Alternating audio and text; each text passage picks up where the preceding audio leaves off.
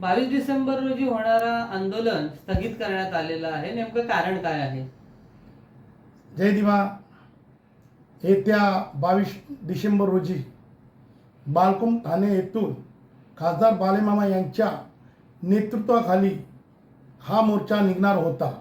त्यामध्ये दिवा पाटील 27 गाव कृती समितीचा हा सिंहाचा वाटा होता. त्यामध्ये मोठ्या संख्येने उपस्थित राहणार होतो. परंतु काल खासदार बालेमामा यांनी पत्रकार परिषद घेऊन आचारसंहिता असल्यामुळे हा मोर्चा स्थगित केलेला आहे. तरीसुद्धा निवडणुका संपल्यानंतर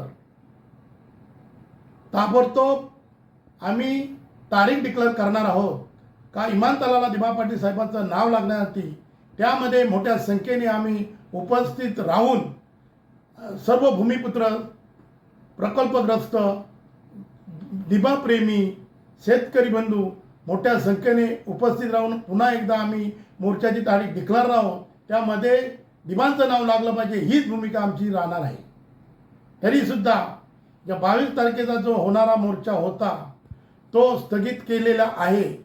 तरी स्थानिक भूमिपुत्र, प्रकल्पग्रस्त, दिवाप्रेमी यांनी नोंद घ्यावा. जय दिवा.